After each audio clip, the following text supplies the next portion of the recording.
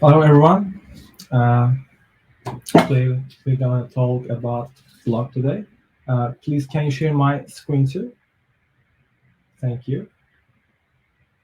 There were really good Flutter sessions before me, and now we will learn blog together. Before starting my presentation, I want to see how many people here have tried to build an application with Flutter. Please send a blue heart if you have tried Flutter before. Hi, everyone. Thank you, Kadir, Beyza.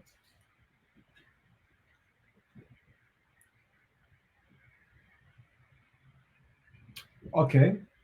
And I also want to see how many people know blog or heard blog before. Please send the blue heart again to show you know blog. Hi, Mertcan. Okay, it's cool. Perfect. Thanks for being a part of this. I'll try to make it as interactive as possible, but we have a limited time, so I'm sorry if I cannot answer your questions. I created a repository at GitHub, and you can find the repository and look at the code later by the link below or the QR code. Before we jump into the presentation, let me introduce myself first.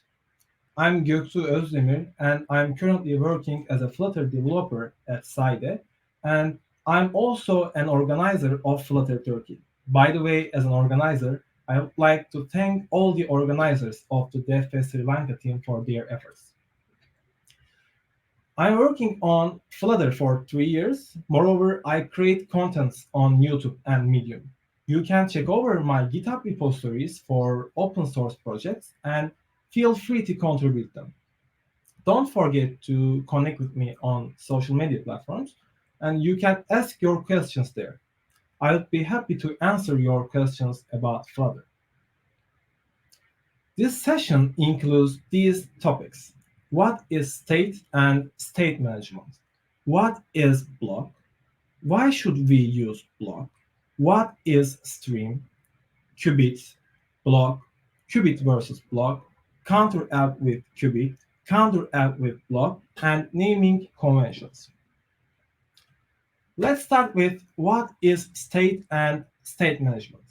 The main job of a UI is to represent the state.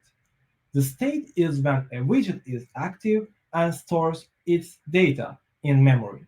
The Flutter framework handles some states, which means it rebuilds a stateful widget from memory when the state or data changes, or when another part of your app uses it.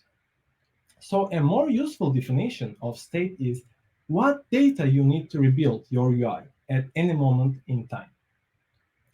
Imagine that you are fetching the user data from the network. We can call it an in-progress state. During the progress, you can show the progress indicator or something like that. After the fetching, you need to show the user data, in short, the success state. In this case, we move the state from in progress to success. State management is how you manage the state of your widgets and app. The state can be separated into two conceptual types. These are ephemeral state, also known as UI state or local state, and app state, basically shared state. The ephemeral state is the state you can neatly contain in a single widget. To make it clear, we can look at these examples. Current page in a page view, and current selected tab in a bottom navigation bar. There is no need to use state management techniques on this kind of state. All we need is stateful widget. The app state is the state you want to share across many parts of your app or keep between the user sessions. To make it clear, we can look at these examples too. User preferences, login info, the shopping cart, and read-unread state of articles or notifications. For managing app state, we will focus on block, but we can research the other options. In this diagram, more than one widget is using state. So it's a good idea to use state management methods. But if the state is special for a single widget, you shouldn't make it more complex, and you don't need to use state management methods. Here you can see it's pretty easy to set the state from bottom navigation bar. If the user closes and restarts the app, you don't mind that the index resets to 0. In the state management flow, there are 3 events and 3 consequences. The first one is user interaction. After the user interaction, the action dispatched to the state. The second of is state, and state stores the data and rebuilds the view. The last one is view. View represents the data to users. The user gets an action, and the action triggers the set state, and the state rebuilds the view. Bloc is a state management library for Dart, developed by Felix Angelo. Bloc also helps separate the UI from business logic and makes your code fast, easy to test, and reusable. So, why should we use Bloc? There are many state management methods like provider, riverpath, redux, getx, mobix, and so on, and deciding which one to use can be hard. No one of them is perfect, so you should select the best for you, moreover your project. Bloc offers 3 core values. It's easy to understand. It helps to make complex applications by composing them of smaller components. It's easy to test every aspect of an application. For example, we can imagine a counter app. It's pretty easy to do it with setState, but if you want to show the same value on another page or widget, it makes things difficult. Let's focus on the example. We store the counter value in the column widget for the text and button widgets, because the button has to know the value to increase and text needs to show it. The setState method rebuilds only itself and its children, so only the column widget will rebuild itself, because it's the stateful widget that stores the value of the counter. But what if we want to show the value on the app bar? This time, we need to make the entire widget stateful and store the data at the top of the widget. The top of the widget here is scaffold. Otherwise, we cannot update the app bar. Now, you can show the value on the app bar and under the column, but this time, all the widgets between scaffold to app bar's text, and button have to have the value of counter as a parameter. Furthermore, if we put each widget into another widget, we would have a critical problem. Our increment button knows the value of the counter, however, it cannot update it. Even if it cannot rebuild the entire widget tree, because, as I said before, stateful widget can rebuild itself and its children, not the parent widgets. So the only way to rebuild is by giving the onPress method as a parameter from scaffold to the increment button. Stream. In order to use Bloc library, it's critical to understand streams and how they work. If you are unfamiliar with streams, you can imagine boats on a river. Then the river represents stream, also the boats represent asynchronous data. Qubit. States are the output of a qubit and represent a part of the application state. UI components can be notified of states and withdraw portions of themselves based on the current state. Functions are the user actions from UI, and the actions trigger the qubits function, then it does the thing in the logic layer. Later, Qubit emits the new state to UI.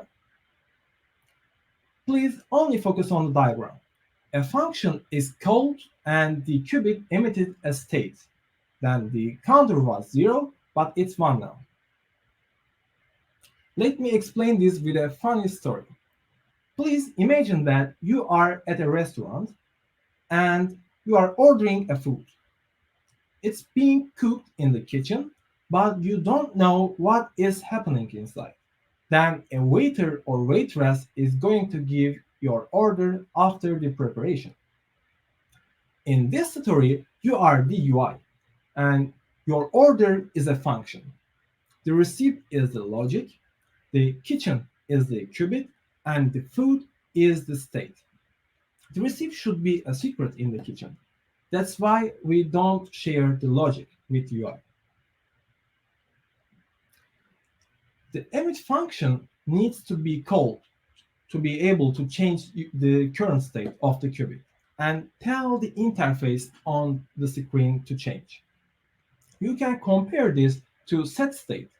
No matter how much you increase the counter value, the value on the screen will continue to appear the same until you call the emit function with the new value.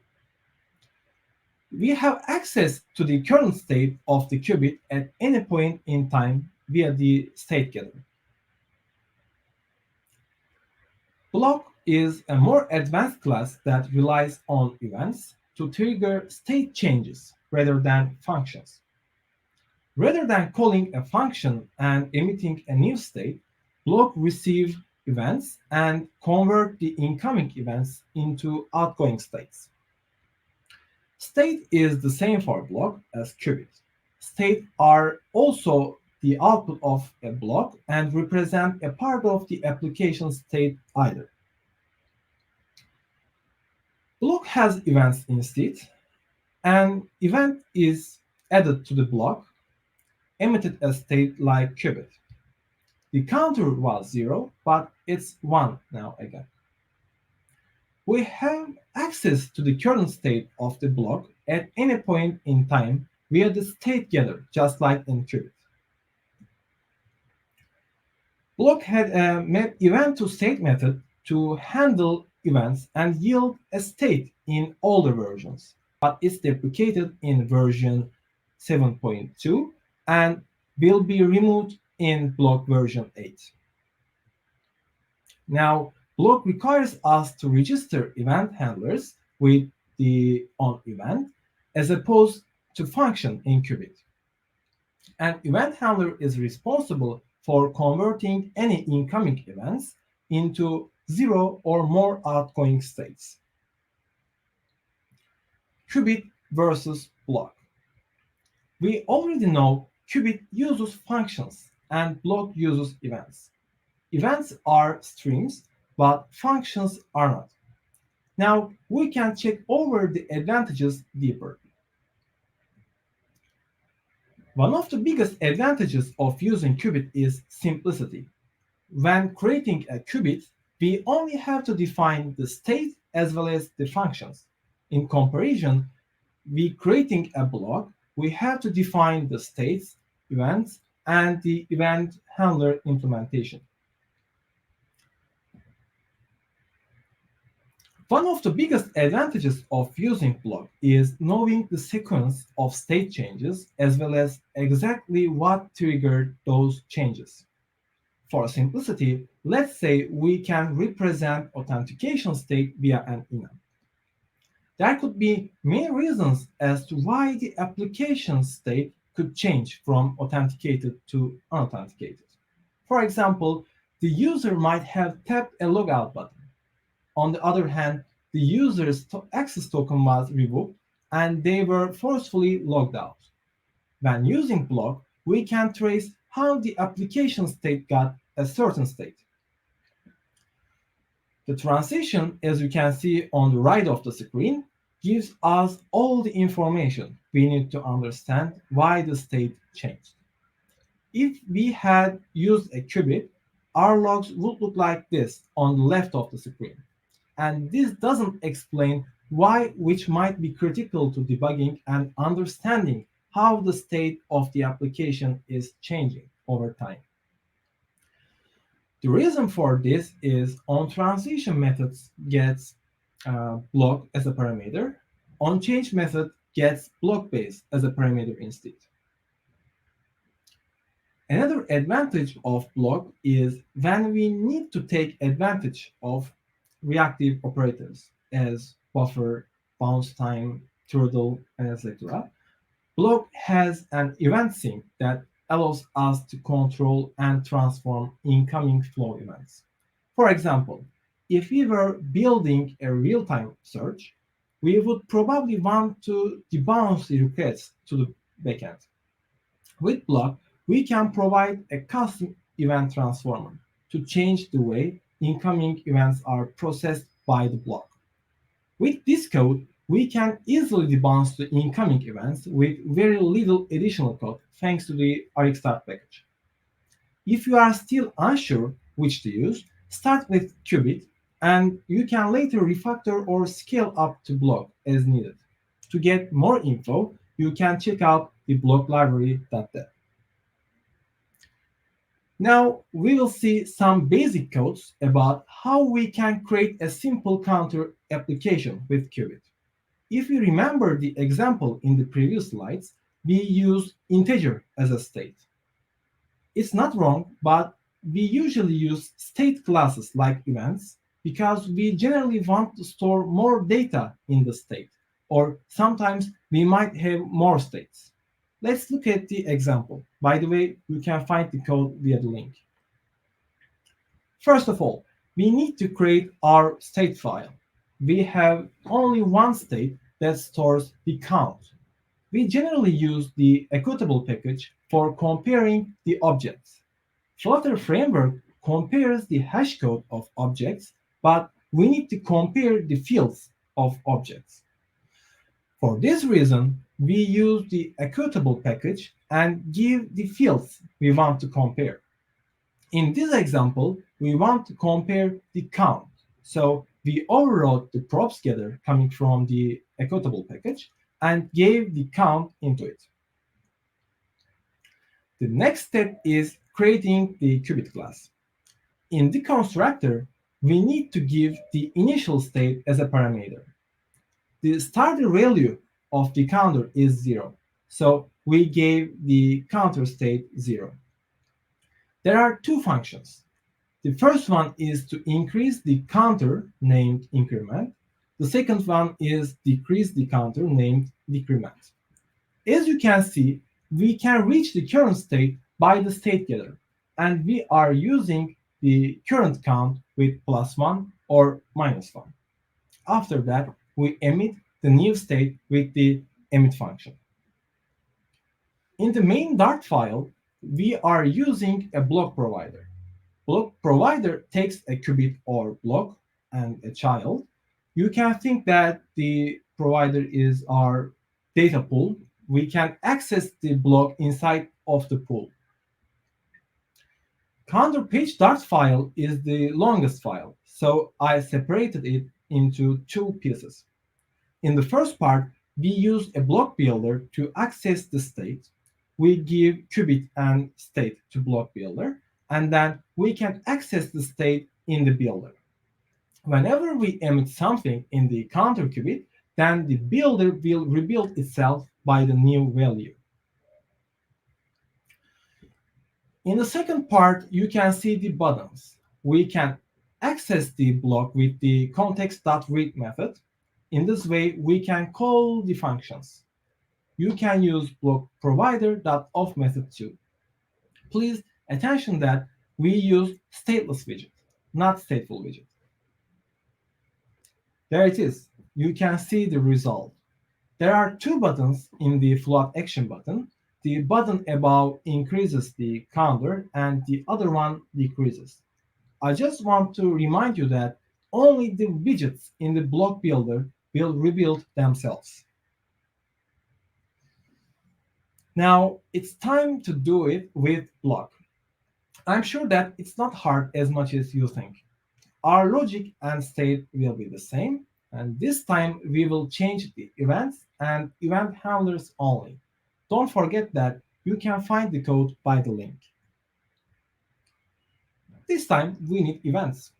In the counter event Dart file, we have an abstract class for events. We extend our events from that abstract class. We will not get any parameters in these events. We did everything the same in the counter state file. We have a count to store the value of the counter, and we passed it into the probes. In the counter block Dart file, we use block. We don't have functions, and we use event handlers instead. The initial value is 0 again, and we passed it in the constructor. In the main Dart, it's almost the same. This time we gave the counter block to the block provider. The block builder is also the same. We just gave the counter block instead counter qubit. In the buttons, we use context.read method again, but this time we add the events, not called a function, because as I said before, events are strings. The counter read block is ready to use. It's not the same record. You can see the difference in the app bar, and we have the same UI but different logic. And don't forget to check the code by the link. Naming conventions for Bloc and Cubit. The following naming conventions are simply recommendations and are completely optional. Feel free to use whatever naming conventions you prefer. You should decide what type of naming style you are going to use in your project and keep the naming standards you decided for events, states, and functions. Events. Events should be named in the past tense because events are things that have already occurred from the block's perspective. You should put block subject, then noun as optional, and finally put the event in past tense. But if you think that past tense for event names confuses your mind, you don't have to do that. For example, counter started, counter incremented, counter decremented, and counter increment retrieved. Actions. It's much easier to name for actions, as you can see. We directly use verbs. For example, increment, decrement, or reset. State. The beginning of the state is block or qubit subject. Then action, and finally, you need to put the state. State should be one of the following: initial, success, failure, in progress. You don't have to, but you should. For example, counter initial, counter load in progress, counter load failure, and counter load success. Before completing the presentation, I would like to recap some of the important things. Bloc is a state management library for Dart and Flutter. There is no perfect state management library. You should choose the best for you and your project. If you are unsure which one to use between Qubit and Bloc, start with Qubit and you can later refactor to Bloc as needed. Bloc version 8 is released on the 18th of November. Some of the usages are deprecated, removed, and new features are added. So don't forget to check out what is new in Bloc version 8. I used these references to create this content. If you are interested in Bloc, I recommend looking at these sources like Bloc library.dev, flutter.dev, apiflutter.dev, and Flutter Apprentice Book. And don't forget that you can access to Flutter Apprentice Book for free until January 6th. Thanks for listening to me. I hope I shared my knowledge about state management and Bloc well. If you have any questions, please feel free to ask. You can also get contact with me on these platforms. Is there any question?